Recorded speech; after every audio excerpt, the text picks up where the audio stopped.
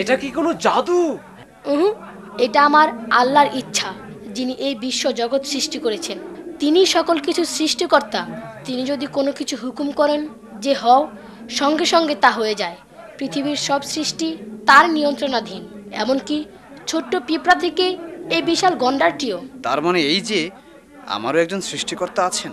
হ্যাঁ, আপনার আমার সবার সৃষ্টিকারী তিনি, এক আল্লাহ। কিন্তু দেখুন, জাদুমন্ত্রের বলে যারা মানুষের প্রভু হতে চায়, তাদের মধ্যে আর আপনাদের মধ্যে কোনো পার্থক্য নেই। তারা জাদুর কিছু কলাকৌশল জানে, এই যা। কিন্তু আল্লাহ সকল কৌশলীর সেরা কৌশলী। আমরা এখন তাহলে কার প্রার্থনা করব, আল্লাহর না জাদুকরের? অবশ্যই আল্লাহর প্রার্থনা করবেন। তিনি মানুষকে বিপদ থেকে উদ্ধার করার ক্ষমতা রাখেন।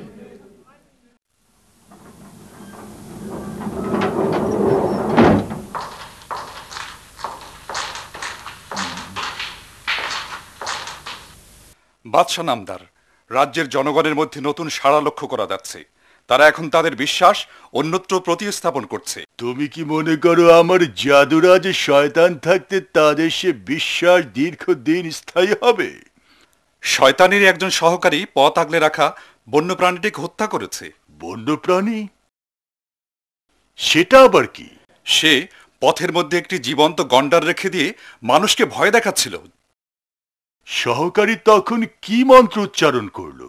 যেমনটি আমি আশা করি তেমনটি কি? না বাদশা নামদার। তাহলে সে ওই প্রাণীটিকে সরালো কিভাবে?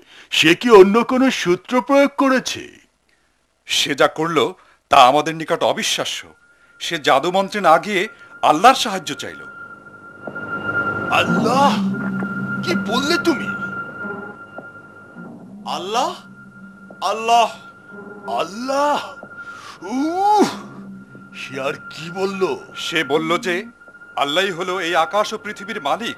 যাও, অনতিবিলম্বে জাদুকর শয়তানকে আমার কাছে নিয়ে এসো।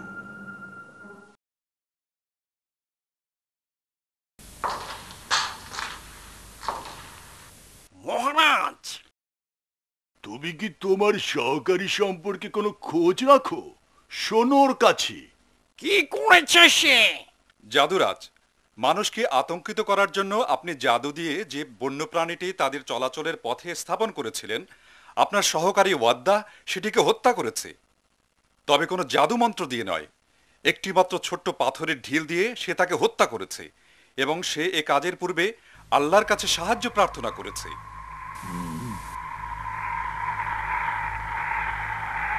তাহলে আমরা তাকে জাদুমন্ত্র ছাড়াই শাস্তি দেব। ভালো বলেছ, তবে আমাদেরকে আগে জানতে হবে সেখানে সত্যি কি ঘটেছিল। তাহলে আপনি এর বিরুদ্ধে কি পদক্ষেপ নিতে বলছেন? আমার মনে হয় তাদেরকে অনতিবিলম্বেই হত্যা করা উচিত। আমার মনে হয় হত্যা করা ঠিক হবে না, কেননা তাকে এখনই হত্যা করলে লোকজন মনে করবে তার কথাই সঠিক। তার চেয়ে আমাদের আরো কিছুদিন অপেক্ষা করা উচিত, দেখা উচিত সে আসলে কি করে। আমি আমার জীবনে এমন প্রতিদ্বন্দ্বিতার মুখোমুখি আর কোনো দিন হইনি। শেষ পর্যন্ত এই বয়সে এসে একটি বালকের হাতে আমাকে নাকাল হতে হবে, এ কথা আমি কোনো দিন স্বপ্নেও ভাবিনি। না, এটা আমি সহ্য করতে পারি না।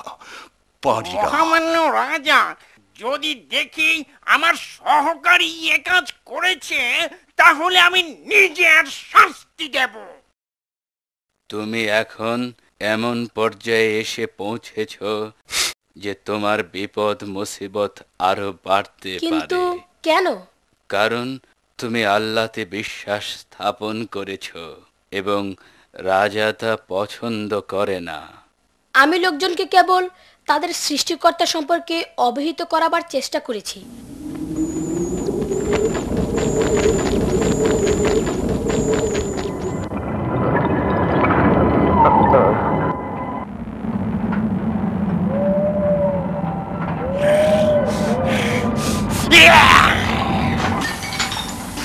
অনেকদিন সাধনা করে আমি এই জাদুগুলো তৈরি করেছি। আজকে এগুলো ব্যর্থ হতে পারে না। আমি আমি আমি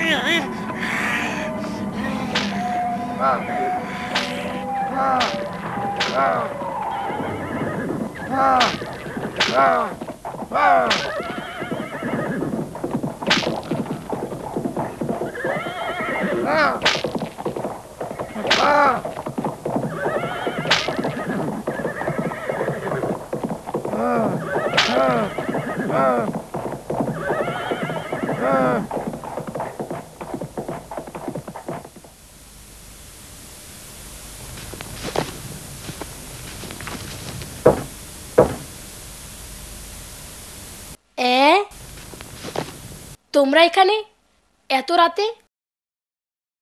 গুরুত্বপূর্ণ কথা আছে।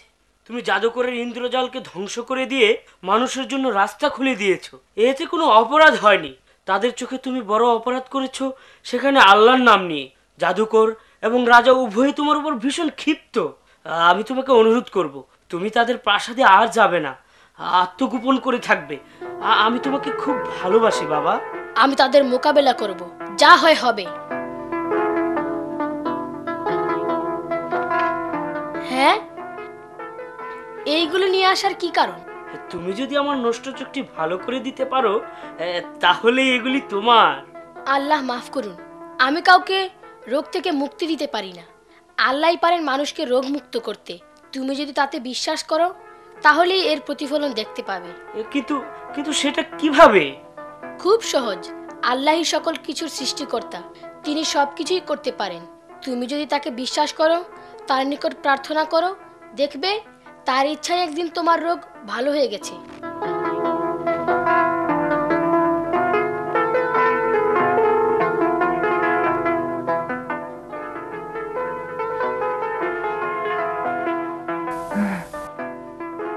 আমি তোমার আল্লাহতে বিশ্বাস করলাম এবং এও বিশ্বাস করলাম যে তিনি সকল কিছুর সৃষ্টিকারী এবং সকল কিছুই তার নিয়ন্ত্রণাধীন।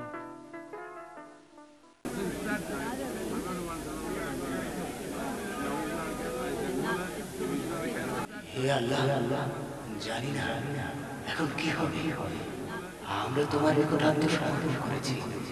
এখন এখন এখন তুমি আমাদের রক্ষা করো।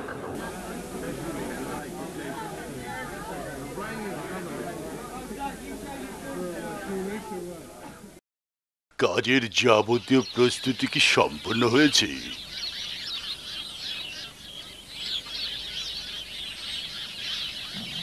সর্বশক্তিমান আল্লাহ আমার চোখ ভালো করে দিয়েছেন। কি? সর্বশক্তিমান আল্লাহ? এদের এত বড় সাহস! তাহলে তুমিও বিশ্বাসীদের ফাঁদে পা দিয়েছো? হ্যাঁ, সেই আমার জীবনের মোড় ঘুরিয়ে দিয়েছে। আমি দৃষ্টি ফিরে পেয়েছি। তুমি তার সঙ্গে সাক্ষাৎ করেছিলে? তার কাছে সঠিক পথের সন্ধান পেয়েছি। তুমি কি জানো না তুমি যা বলছো তার পরিণতি কত ভয়াবহ হতে পারে? ওয়াদ্দার পথেই যাবে তো আর এখানে আসলে কেন? আমি এখানে ফিরে এসেছি আমার দায়িত্ব পালন করার জন্য, বাদশাকেও সঠিক পথের সন্ধান দিতে। এবং তোমাদের সবার প্রতি আমার কিছু উপদেশ আছে। আসলে ওই বালকটি যা বলেছে তা সবই ঠিক। আমাদের একমাত্র প্রভু হচ্ছেন আল্লাহ, তিনি ছাড়া আর আমাদের কারো দাসত্ব করা আমি উচিত হচ্ছি নয়। রাজা এবং আমাকে অবশ্যই মান্য করতে হবে। আমি রাজা এবং আমি যা খুশি তাই করতে সক্ষম। তাহলে আপনি আমার দৃষ্টিশক্তি ফিরিয়ে দিতে পারেননি কেন? এতেই বোঝা যায় আপনার ক্ষমতা সীমিত। এই লোকটিকে এখনই বন্দি করা দরকার। যদি আমি জেলের ভয় করতাম তাহলে আবার এখানে আসতাম না।